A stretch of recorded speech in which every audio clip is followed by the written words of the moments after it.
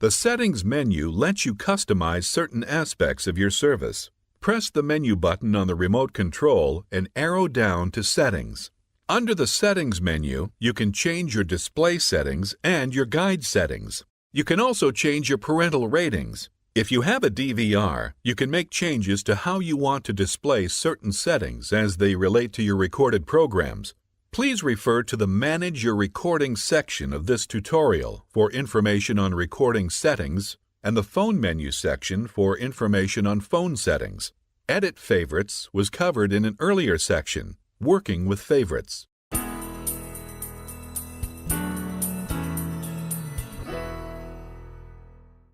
If you arrow to the right and highlight Display Settings and press OK, you can change how the set-top box should display specific items.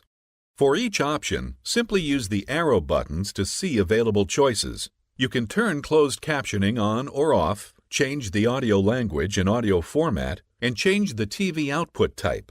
For example, you would need to display an HD TV in 16:9 and a regular television in 4:3. Here, you can also change your component settings, conversion mode, and output resolution. Typically, these are items set at the time of installation and then left alone. Once you have made changes, highlight Save and press the OK button on your remote. If you are afraid you have made changes that you do not want, you can always exit without saving your changes.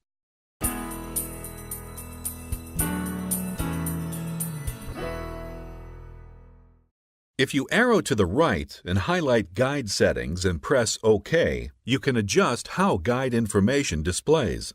The default guide setting determines how you prefer to display the guide when you press the guide button one time.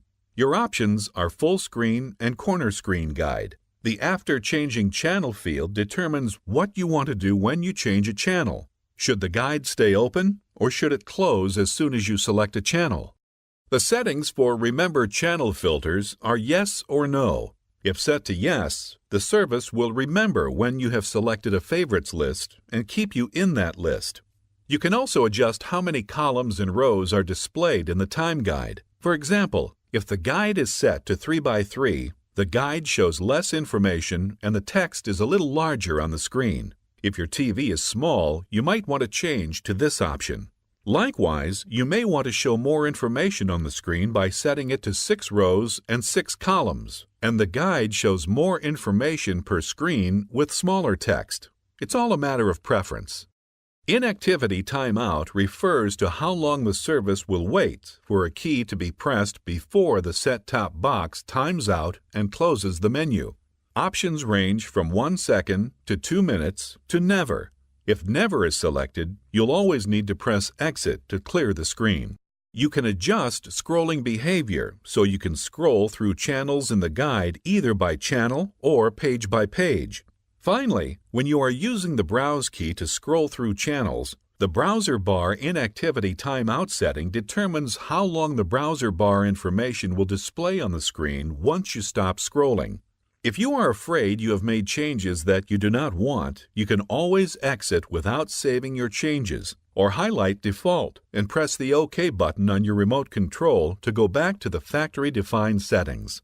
The Settings menu also gives you access to options regarding the recordings on your DVR. From the main menu, highlight Settings, arrow to the right, and select Recording to change settings related to your recorded programs. You can group your titles by program within a specific folder by choosing Yes. When viewing your future or recorded program listings with the Auto Expand selection set to Yes, you will receive info about each specific program. If Show Folders is set to Yes, programs will be grouped into specific folders. If Show Folders is set to No, all programs will be displayed individually. When watching a recorded program or viewing your lists of future and already recorded programs, you can choose how long you want the playback bar to display before automatically closing. If Never is selected, you will need to press Exit for the playback bar to close. While watching a recorded program, you can choose to have a skip icon that will display when you press the Skip Forward button on the remote, or you can choose to display the playback bar whenever you press the Skip Forward button on the remote. You can also program the skip forward and skip back buttons. These can be set from 1 to 999 seconds. Once you have made your setting changes, highlight Save and press the OK button on your remote. If you are afraid you have made changes that you do not want, you can always exit without saving your changes, or highlight Default and press the OK button on your remote to go back to the factory-defined settings.